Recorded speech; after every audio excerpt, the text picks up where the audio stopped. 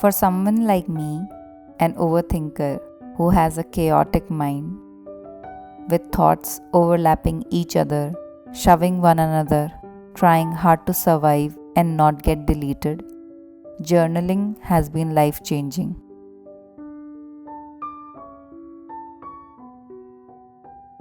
As a young kid, whenever I felt misunderstood or alone, I would take out my diary and start writing whatever came to my mind.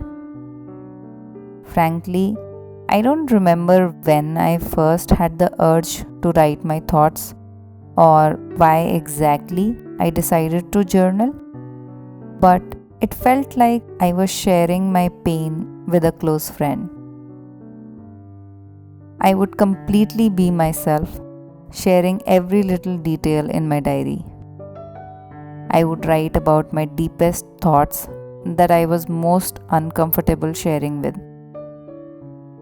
Although with time, I did realize that I was trying to find solace in a non existent diary person that I had created to pacify myself. I was actually talking to myself, justifying myself to myself.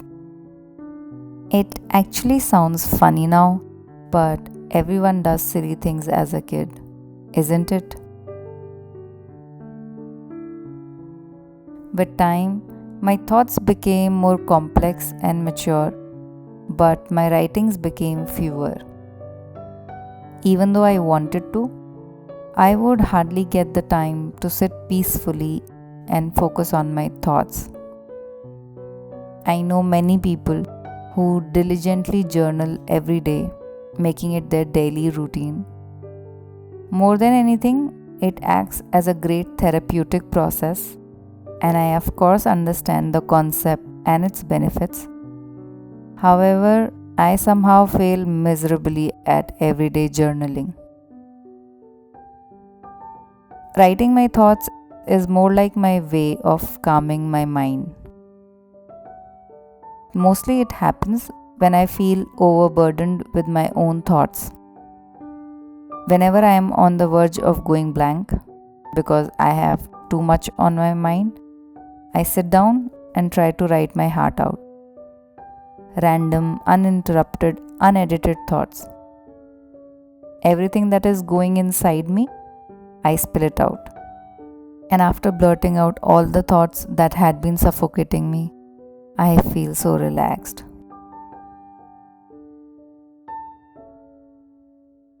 I have realized that journaling is my way of decluttering my mind. It is the act of pouring out my ever evolving thoughts, helping me figure out how I feel. In easy words, journaling is like meditation to me.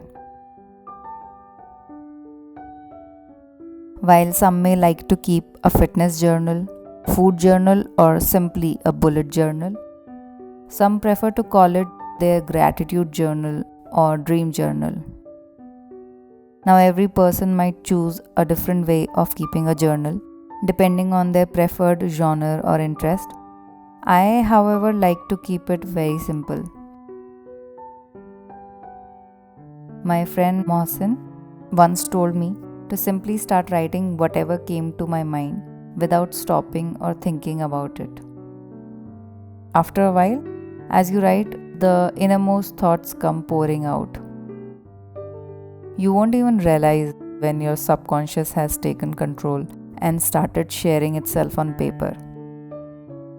So, whenever I get anxious or low, I sit with my diary and simply focus on how I feel.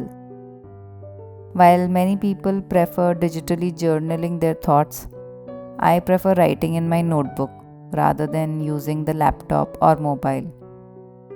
The fact that I cannot edit my thoughts once they are on paper makes me believe that these are the deep thoughts of my subconscious, unedited by my brain.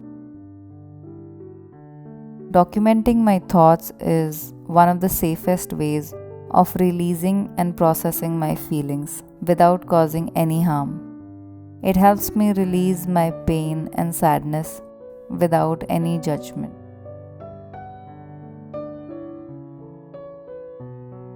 I also think that journaling is great for recording or keeping a track on your evolving emotions and intentions. We often ignore or neglect our day to day progress or growth. But revisiting those old journals makes you realize how much we have changed, how much we have evolved. Now, this all sounds very simple and easy, but let me tell you, I have my own problems with journaling. Every time I decide to write, I either go completely blank or I feel extremely sleepy. Most times, as soon as I start writing, I end up sleeping within 5 minutes. Most often, I get distracted in between, and then I can never go back and reconnect at that point. And sometimes, I am so blank that I don't know where to begin, what to write, how to start. And yet, journaling is one of my favorite ways of connecting with my inner self.